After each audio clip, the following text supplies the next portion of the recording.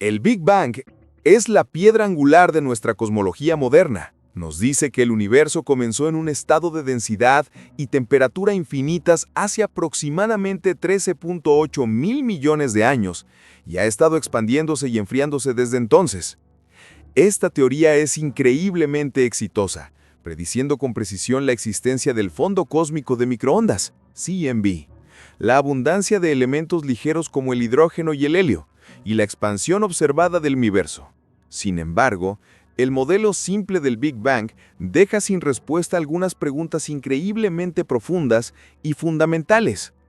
¿Por qué el universo es tan asombrosamente uniforme a gran escala? Si observamos el fondo cósmico de microondas en direcciones opuestas del cielo, encontramos que su temperatura es casi idéntica, con una precisión de una parte en 100.000. En el modelo estándar del Big Bang, estas dos regiones nunca estuvieron en contacto causal. La luz no tuvo tiempo suficiente para viajar de una a otra y promediar sus temperaturas.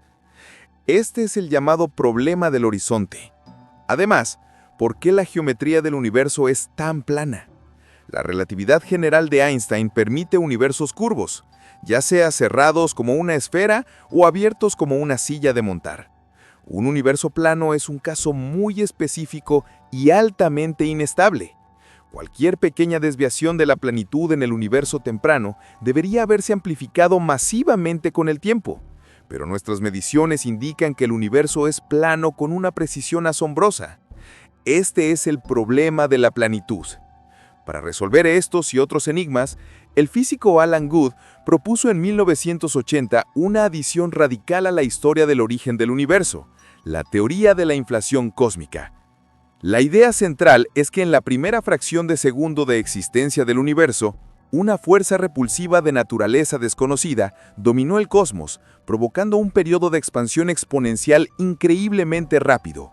Entre aproximadamente 10 a la menos 36 segundos y 10 a la menos 32 segundos después del Big Bang, el universo duplicó su tamaño al menos 90 veces, expandiéndose desde una escala mucho más pequeña que un protón hasta el tamaño de una manica o incluso más. Esta expansión fue impulsada por un campo de energía hipotético, llamado el inflatón. Este campo habría llenado el espacio con una densidad de energía de vacío positiva que, según la relatividad general, genera una presión negativa, es decir, una gravedad repulsiva. La inflación resuelve elegantemente los problemas del modelo estándar. El problema del horizonte desaparece porque la región que hoy constituye nuestro universo observable se originó de una región subatómica increíblemente pequeña que sí estaba en equilibrio térmico antes de que comenzara la inflación. La expansión exponencial estiró esa pequeña región homogénea a escalas cosmológicas, preservando su uniformidad de temperatura. De manera similar, el problema de la planitud se resuelve de análoga forma a como la superficie de un globo parece plana si lo inflas a un tamaño enorme. La inflación estiró la curvatura del espacio-tiempo hasta hacerla indistinguible de la planitud a las escalas que podemos medir. Pero las implicaciones de la inflación van mucho más allá de resolver viejos problemas. La teoría hace una predicción crucial. Las fluctuaciones cuánticas del vacío, esas minúsculas e inevitables variaciones de energía que ocurren a nivel subatómico, también habrían sido estiradas por la inflación. Pequeñas fluctuaciones cuánticas se habrían magnificado hasta alcanzar proporciones astronómicas, convirtiéndose en las semillas de la estructura cósmica que vemos hoy. Estas fluctuaciones se manifestarían como ligeras variaciones de densidad en el universo primitivo, que bajo la influencia de la gravedad se colapsarían para formar las primeras galaxias, cúmulos de galaxias y los vastos vacíos del cosmos. Las observaciones detalladas del fondo cósmico de microondas por satélites como COBE, WIMAP y Planck han revelado un patrón de anisotropías de temperatura que coincide con las predicciones de la inflación con una precisión espectacular, proporcionando la evidencia más sólida hasta la fecha a favor de la teoría. La inflación, por lo tanto, no solo establece las condiciones iniciales del universo, sino que también siembra las semillas de toda la complejidad que surgiría más tarde. Sin embargo, esta elegante solución abre la puerta a una idea aún más extraña y profunda, de que nuestro universo podría no ser el único. La teoría de la inflación cósmica, si es correcta, parece llevar a una consecuencia casi inevitable. La inflación no fue un evento único. Los modelos más robustos de la inflación, desarrollados por físicos como Andrei Linde y Alexander Vilenkin, sugieren que una vez que comienza, la inflación tiende a convertirse en un proceso eterno y autosostenido. A este escenario se le conoce como inflación eterna. El mecanismo funciona de la siguiente manera. El campo del inflatón, que impulsa la expansión, no decae de su estado de alta energía de manera uniforme en todo el espacio. Debido a las fluctuaciones cuánticas en algunas regiones, el campo decaerá, la inflación se detendrá y se liberará su energía, creando una burbuja caliente y densa de materia y radiación, un universo como el nuestro, que seguirá expandiéndose de acuerdo con el modelo estándar del Big Bang. Sin embargo, en otras regiones, las fluctuaciones cuánticas mantendrán al inflatón en su estado de alta energía, y esas regiones continuarán expandiéndose exponencialmente a un ritmo vertiginoso. Este proceso no tiene fin. El espacio que se infla crece mucho más rápido de lo que las burbujas de universos pueden formarse y expandirse, creando un océano cósmico en constante expansión que genera continuamente nuevos universos burbuja. Nuestro universo sería solo una de estas burbujas, una isla en un vasto y creciente océano cósmico, un multiverso. Cada burbuja podría ser infinita en su interior y estaría causalmente desconectada de las demás, separada por un espacio interuniversal que se expande a una velocidad superior a la de la luz. Nunca podríamos viajar a otro universo burbuja ni recibir señales de él. Lo que hace que esta idea sea aún más alucinante es que las leyes de la física podrían no ser las mismas en cada burbuja. En el contexto de la teoría de cuerdas, se postula la existencia de un paisaje o landscape de aproximadamente 10 a la 500 configuraciones de vacío posibles, cada una correspondiendo a un conjunto diferente de leyes físicas, constantes fundamentales y dimensiones. Durante el proceso de inflación eterna, a medida que cada nuevo universo burbuja se forma, podría asentarse en uno de estos valles del paisaje de manera aleatoria. Esto implica que podría haber universos con una fuerza de gravedad diferente, un número distinto de dimensiones espaciales o partículas elementales completamente ajenas a las nuestras.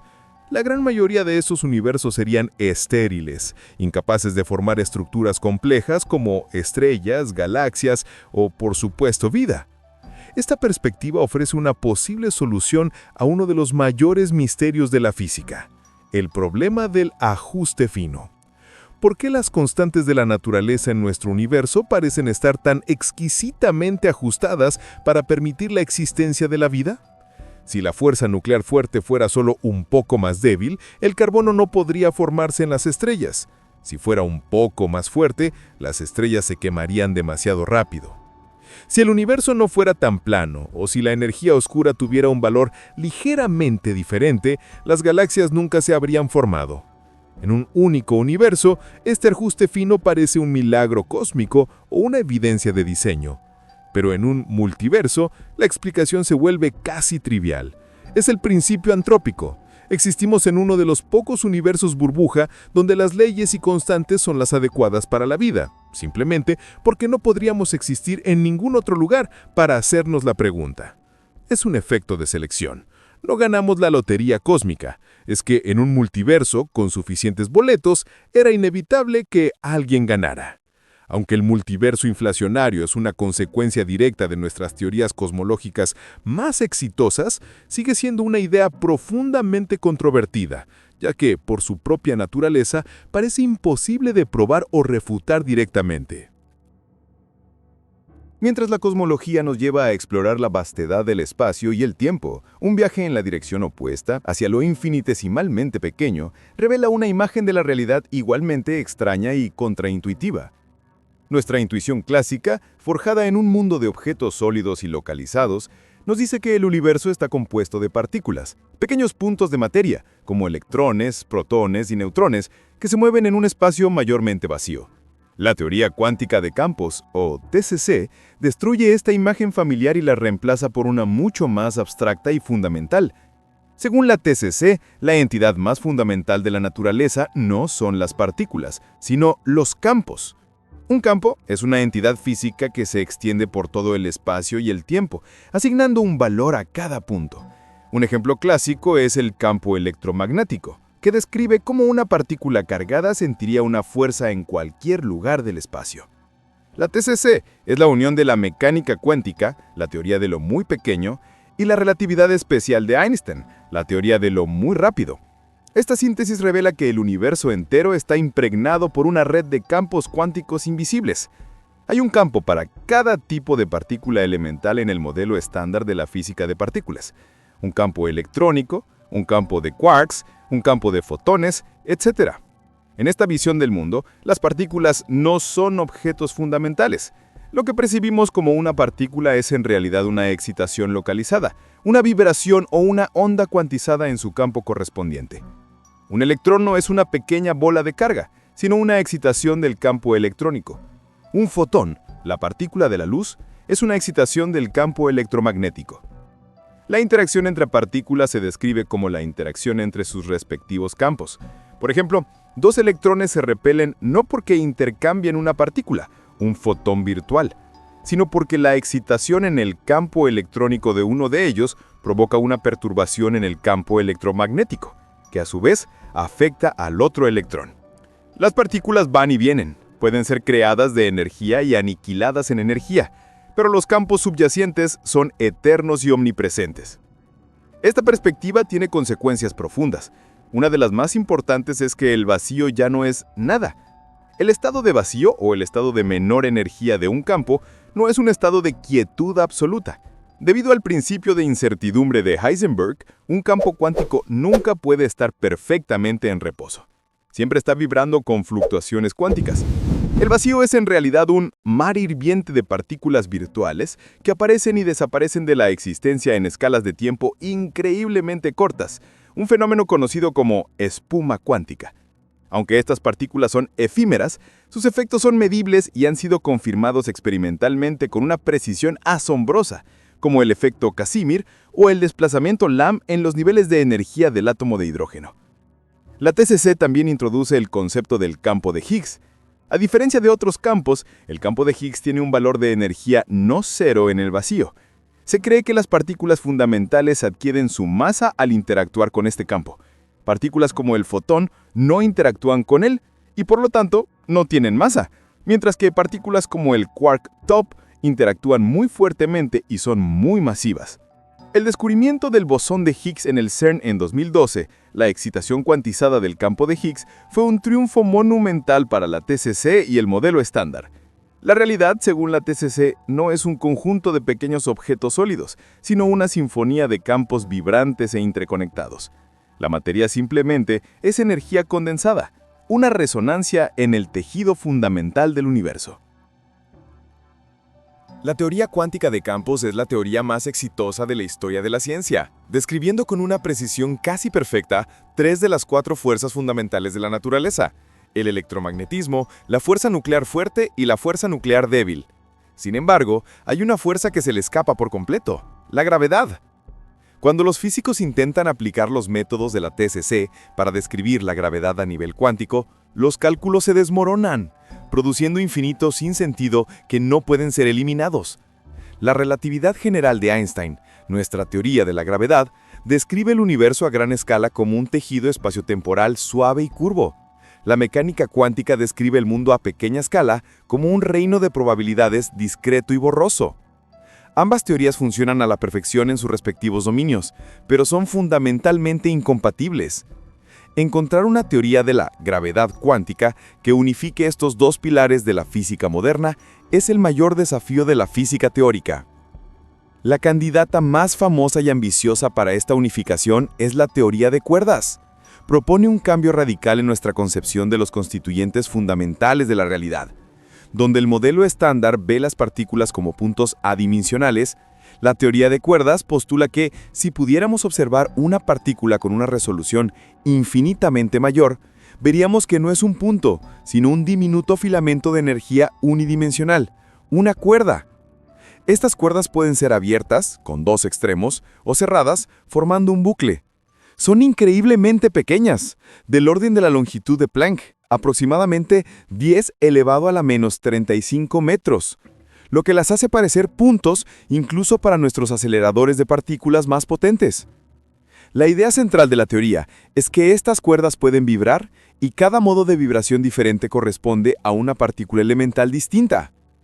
Al igual que una cuerda de violín puede vibrar de diferentes maneras para producir diferentes notas, una cuerda fundamental puede vibrar de diferentes maneras para manifestarse como un electrón, un quark, un fotón o cualquier otra partícula. La masa de la partícula está determinada por la energía de la vibración de la cuerda, su carga por cómo vibra, etc. Es una idea de una elegancia asombrosa. Todo el zoológico de partículas y fuerzas que observamos en el universo no sería más que las diferentes notas de una sinfonía cósmica tocada por estas cuerdas fundamentales. Lo más notable es que, dentro de su marco matemático, la teoría de cuerdas predice naturalmente la existencia de una partícula con las propiedades exactas del gravitón, la hipotética partícula cuántica portadora de la fuerza de la gravedad. De esta manera, la teoría unifica la gravedad con las otras fuerzas de una manera que ninguna otra teoría ha logrado. La gravedad no es una adición arbitraria, sino una consecuencia necesaria de la propia teoría. Sin embargo, esta elegancia tiene un precio muy alto. Para que las matemáticas de la teoría de cuerdas sean consistentes y no produzcan resultados físicamente absurdos, la teoría requiere que el universo no tenga las 4 dimensiones espaciotemporales que experimentamos, sino un total de 10. 9 de espacio y 1 de tiempo. ¿Dónde están estas 6 dimensiones adicionales? La teoría propone que están compactificadas, es decir, enrolladas sobre sí mismas a una escala tan increíblemente pequeña, la escala de Planck, que son completamente indetectables para nosotros. La forma precisa en que estas dimensiones adicionales están enrolladas, descritas por geometrías complejas conocidas como variedades de Calabi-Yau, determinan las propiedades de las cuerdas que vibran en ellas y, por lo tanto, determinan las leyes de la física que observamos en nuestro universo de 4 dimensiones. El problema es que existen un número astronómico de posibles formas de compactificar estas dimensiones, lo que lleva al problema del paisaje y a la falta de predicciones únicas y comprobables, una de las críticas más grandes a la teoría. A mediados de la década de 1990, la teoría de cuerdas se enfrentaba a una crisis de identidad. No había una única teoría de cuerdas, sino 5 versiones diferentes y aparentemente consistentes: tipo 1, tipo 2A, tipo 2B, SO32 heterótica y E8 por E8 heterótica. Todas describían un universo de 10 dimensiones con cuerdas como objetos fundamentales, pero diferían en detalles técnicos como los tipos de cuerdas que permitían y las simetrías que incorporaban. Esto era un problema para una teoría que aspiraba a ser la teoría del todo. ¿Cuál de las 5, si alguna, era la descripción correcta de nuestro universo? La situación cambió drásticamente en 1995, cuando el físico Edward Witten propuso una conjetura revolucionaria en lo que se conoce como la segunda revolución de las supercuerdas. Witten sugirió que estas 5 teorías de cuerdas no eran teorías competidoras, sino diferentes manifestaciones o límites de una única teoría subyacente más fundamental que existía en 11 dimensiones espaciotemporales. A esta teoría hipotética la llamó Teoría M. La M, según Witten, podría significar misterio, magia o membrana, en alusión a uno de los nuevos elementos clave que introduce. La teoría M postula que las cuerdas no son los únicos objetos fundamentales. La teoría también incluye objetos de dimensiones superiores llamados p-branas, donde p se refiere al número de dimensiones espaciales que tiene el objeto. Una 0 brana es un punto, como una partícula. Una 1 brana es una cuerda, una 2 brana es una membrana y así sucesivamente hasta objetos de 9 dimensiones. En este marco, las 5 teorías de cuerdas de 10 dimensiones se entienden como diferentes aproximaciones de la teoría M de 11 dimensiones. Por ejemplo, si tomas la teoría M y compactificas una de sus 11 dimensiones en un círculo, obtienes la teoría de cuerdas tipo 2A. Si en cambio la compactificas en un segmento de línea, obtienes la teoría heterótica E8 por E8. Las diferentes teorías de cuerdas son simplemente diferentes vistas de esta estructura más profunda de 11 dimensiones. Esta nueva perspectiva, conocida como dualidad, reveló conexiones inesperadas entre las 5 teorías de cuerdas, mostrando que eran matemáticamente equivalentes, pero la introducción de las branas abrió posibilidades aún más radicales. Una de las ideas más fascinantes es el mundo brana. En este escenario, nuestro universo observable de 4 dimensiones podría ser en realidad una 3 brana gigante. una superficie tridimensional flotando en un espacio de mayor dimensión, el bulto de 11 dimensiones. Las partículas y fuerzas del modelo estándar, electromagnetismo, fuerzas nucleares, estarían confinadas a nuestra brana, como gotas de algo en una superficie, incapaces de escapar al bulto. Sin embargo, la gravedad, que según la relatividad general es la manifestación de la curvatura del propio espacio-tiempo, no estaría confinada. Los gravitones, las partículas de la gravedad, serían vibraciones de cuerdas cerradas que podrían viajar libremente a través de todas las dimensiones, tanto en nuestra brana como en el bulto. Esto ofrece una explicación sorprendentemente natural para uno de los misterios más persistentes en la física. ¿Por qué la gravedad es tan increíblemente débil en comparación con las otras fuerzas? La respuesta podría ser que la fuerza de la gravedad no está realmente confinada a nuestras dimensiones, se diluye al extenderse por el volumen mucho mayor del bulto. Además, el escenario del mundo brana permite la existencia de otras branas, otros universos paralelos flotando cerca de la nuestra en la dimensión extra, quizás a menos de 1 milímetro de distancia, pero completamente invisibles e inaccesibles para nosotros, porque estamos atrapados en nuestra propia membrana. Incluso sugiere nuevas cosmologías, como el modelo epirótico o cíclico, en el que el Big Bang no fue el comienzo absoluto del tiempo, sino el resultado de la colisión periódica de dos mundos brana, creando y reiniciando el cosmos en un ciclo eterno. La teoría M representa la frontera más lejana de la física teórica, un marco matemático de una belleza y complejidad asombrosas que, aunque está aún lejos de ser comprobado, nos ofrece el vistazo más profundo que hemos tenido hasta ahora de la posible estructura fundamental de la realidad. Una de las ideas más profundas y desconcertantes que han surgido de la búsqueda de una teoría de gravedad cuántica es el principio holográfico. Propuesto inicialmente por Gerard T. Hooft y desarrollado por Leonard Susskind, este principio desafía nuestra noción más básica de la realidad de que vivimos en un universo de 3 dimensiones espaciales. En cambio, sugiere que nuestra realidad tridimensional podría ser una ilusión, una especie de holograma proyectado desde una superficie bidimensional distante. La génesis de esta idea radical se encuentra en la física de los agujeros negros. En la década de 1970, Jacob Bekenstein y Stephen Hawking descubrieron algunas propiedades extrañas de los agujeros negros.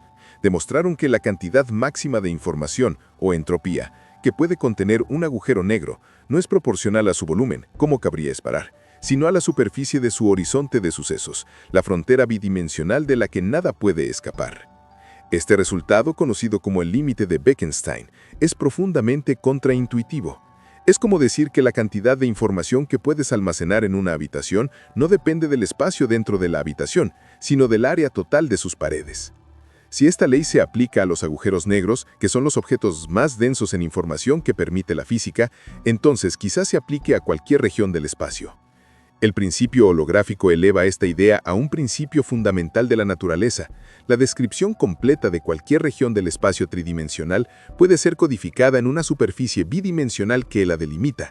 En esencia, la información fundamental necesaria para describir nuestro universo no es tridimensional, es bidimensional. La analogía es la de un holograma de seguridad en una tarjeta de crédito. La imagen tridimensional del pájaro o el logotipo se genera de un patrón plano y bidimensional grabado en la película de la tarjeta. Similarmente, todo lo que ocurre en el bulto tridimensional de nuestro universo, galaxias, estrellas, planetas, nosotros mismos, podría ser la proyección de procesos físicos que tienen lugar en una frontera bidimensional distante, como el horizonte cosmológico. En esta visión, el espacio tridimensional y la localidad, la idea de que los objetos tienen una locación específica, no son propiedades fundamentales de la realidad, sino propiedades emergentes de esta descripción holográfica subyacente, de la misma manera que la temperatura y la presión son propiedades emergentes de un gas, pero no tienen sentido para una molécula individual. Aunque pueda sonar a ciencia ficción, el principio holográfico encontró un apoyo matemático extraordinariamente sólido en 1997, cuando el físico Juan Maldacena descubrió la correspondencia ADS-CFT. Esta conjetura, ahora una de las ideas más influyentes en la física teórica, proporciona un ejemplo concreto y matemáticamente preciso de holografía. Maldacena demostró que una teoría de gravedad cuántica, basada en la teoría de cuerdas, en un tipo particular de espacio-tiempo de 5 dimensiones llamado espacio anti de Sitter, ADS, es completamente equivalente a una teoría cuántica de campos sin gravedad que vive en la frontera de 4 dimensiones de ese espacio. Todo lo que ocurre en el universo gravitacional de 5 dimensiones tiene una descripción dual y equivalente en la teoría de campos de la frontera de 4 dimensiones. es un diccionario matemático que traduce entre los dos mundos. La correspondencia ADS-CFT proporciona una herramienta poderosa, permitiendo a los físicos abordar problemas intractables de gravedad cuántica, en el bulto, traduciéndolos a problemas más manejables en la teoría de campos, en la frontera y viceversa. Aunque nuestro universo no es un espacio anti-de Sitter, la existencia de esta dualidad exacta sugiere que el principio holográfico es una característica fundamental de la gravedad cuántica. Si es correcto, significa que la misma tela del espacio-tiempo es una construcción. La realidad fundamental no se desarrolla en el escenario tridimensional que percibimos, sino en una pantalla plana y distante. Mientras muchas teorías exploran los orígenes exóticos o la naturaleza extraña del universo, otras se centran en su destino final, y pocas son tan desoladoras y definitivas como la muerte térmica, también conocida como el Big Freeze. Este escenario se basa en una de las leyes más sólidas y universales de la física, la segunda ley de la termodinámica. Esta ley establece que la entropía, una medida del desorden o aleatoriedad en un sistema cerrado, siempre tiende a aumentar con el tiempo. La energía fluye naturalmente de estados ordenados y concentrados a estados desordenados y dispersos. Una taza de café caliente se enfría, transfiriendo su calor al aire más frío de la habitación, aumentando la entropía total. Nunca ocurre lo contrario de forma espontánea. Si consideramos el universo como el sistema cerrado definitivo, y si las observaciones actuales de que su expansión se está acelerando son correctas, entonces la segunda ley predice un futuro de inevitable decadencia hacia un estado de máximo desorden y equilibrio térmico. El proceso es increíblemente lento, desarrollándose en escalas de tiempo que empequeñecen la edad actual del universo. La primera fase, en los próximos billones de años, será el final de la era estelífera, la era en la que vivimos. Todas las estrellas del universo, desde las masivas gigantes azules hasta las longevas enanas rojas, agotarán su combustible nuclear. Las estrellas masivas ya han muerto en supernovas, pero las estrellas pequeñas, que queman su combustible mucho más lentamente, tardarán billones de años en apagarse, convirtiéndose en enanas blancas frías y oscuras. El universo se volverá oscuro, poblado únicamente por los restos estelares, enanas negras, estrellas de neutrones y agujeros negros. En la siguiente fase, la era degenerada, la gravedad continuará su trabajo en un cosmos silencioso y oscuro. Durante periodos de tiempo astronómicos, entre 10-15 y 10-19 años, las interacciones gravitatorias entre estos restos estelares desmantelarán lentamente las galaxias. Algunos objetos serán eyectados al vacío intergaláctico, mientras que otros en espiral caerán hacia los agujeros negros supermasivos que se encuentran en el centro de cada galaxia. Haciéndolos crecer, el universo se volverá aún más vacío y diluido. La desintegración continúa en la era de los agujeros negros. Aquí, la física teórica predice un proceso hipotético llamado decaimiento del protón. Algunas grandes teorías unificadas sugieren que los protones no son fundamentalmente estables y que, en escalas de tiempo inmensas, superiores a 10 a la 34 años, se desintegrarán en partículas más ligeras como piones y positrones, que a su vez se aniquilarán. Si esto sucede, toda la materia bariónica del universo, todo lo que conocemos, planetas, enanas blancas, estrellas de neutrones, se disolverá lentamente en un baño de radiación y partículas elementales. Los únicos objetos macroscópicos que quedarán serán los agujeros negros. Pero ni siquiera los agujeros negros son eternos. Según la radiación de Hawking, los agujeros negros pierden masa muy lentamente al emitir radiación térmica desde su horizonte de sucesos. Este proceso es increíblemente lento para los agujeros negros masivos. Un agujero negro de masa solar tardaría 10 a la 67 años en evaporarse, mientras que los agujeros negros supermasivos en los centros de las galaxias podrían tardar hasta un Google de años, 10 a la 100. Pero con el tiempo, incluso estos gigantes se evaporarán completamente en un último despliegue de radiación. Finalmente, el universo entra en la era oscura. Al final de la evaporación del último agujero negro, todo lo que queda es un gas frío, oscuro e increíblemente diluido de fotones, neutrinos, electrones y positrones, vagando por un espacio casi infinitamente grande. El universo habrá alcanzado un estado de máxima entropía, un equilibrio termodinámico perfecto. La temperatura en todas partes será casi, pero no del todo, el cero absoluto, y será uniforme. Sin diferencias de temperatura, no hay flujo de energía. Sin flujo de energía, no se puede realizar trabajo. La flecha del tiempo pierde su significado. No puede haber complejidad, ni estructura, ni información, ni vida. El universo no termina con una explosión o un colapso, sino con un susurro eterno. Es la muerte definitiva, un estado final del que no hay retorno. En el corazón de la física moderna, existe una guerra fría entre sus dos teorías más exitosas. La relatividad general de Einstein, que describe la gravedad y el cosmos a gran escala, y la mecánica cuántica, que gobierna el mundo subatómico. En la mayoría de los casos, estas dos teorías operan en dominios separados, pero, en el horizonte de sucesos de un agujero negro, sus predicciones chocan violentamente, creando una de las contradicciones más profundas de la ciencia, la paradoja de la información del agujero negro. Esta paradoja amenaza con romper los cimientos mismos de nuestra comprensión de la realidad. El conflicto comienza con una idea de la relatividad general conocida como el teorema de no pelo. Este teorema afirma que una vez que un agujero negro se ha estabilizado, se puede describir completamente por solo tres propiedades externas: su masa, su carga eléctrica y su momento angular. Toda la demás información sobre la materia que cayó en él, si era una estrella, un libro de poesía o un astronauta, queda permanentemente borrada desde la perspectiva de un observador externo, atrapada para siempre detrás del horizonte de sucesos. La complejidad y la información son destruidas. Esto entra en directo conflicto con un principio fundamental e innegociable de la mecánica cuántica: la unitariedad. La unitariedad es la idea de que la información cuántica nunca puede ser creada ni destruida. La evolución de un sistema cuántico es reversible. Si conoces el estado completo de un sistema en un momento dado, puedes, en principio, calcular su estado en cualquier momento pasado o futuro. La información se codifica en las funciones de onda de las partículas y, aunque puede ser revuelta o codificada de formas complejas, nunca se pierde del todo.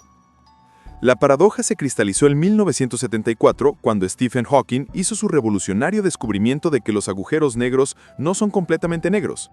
Debido a efectos cuánticos cerca del horizonte de sucesos, los agujeros negros emiten una débil radiación térmica, ahora conocida como radiación Hawking. Esto significa que los agujeros negros se evaporan muy lentamente con el tiempo. Esto agravó el problema de manera exponencial.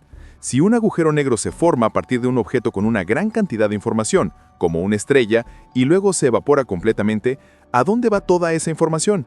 Hawking argumentó inicialmente que la radiación emitida era puramente térmica, es decir, completamente aleatoria y sin información alguna sobre lo que había caído adentro. Si esto fuera cierto, una vez que el agujero negro desapareciera por completo, la información que contenía se habría perdido para siempre del universo. Esto representaría una violación fundamental de la unitariedad y requeriría una reescritura de la mecánica cuántica. Desde sus cimientos, la física se encontraría en un callejón sin salida. O la relatividad general de Einstein estaba equivocada en el horizonte de sucesos, o la mecánica cuántica lo estaba. Durante décadas, los físicos han propuesto numerosas soluciones, ninguna de ellas completamente satisfactoria. Una idea es que la información realmente se pierde y la mecánica cuántica debe ser modificada. Otra es que la evaporación se detiene, dejando un remanente del tamaño de Planck que contiene toda la información. Sin embargo, no está claro cómo un objeto tan pequeño podría almacenar una cantidad arbitrariamente grande de información.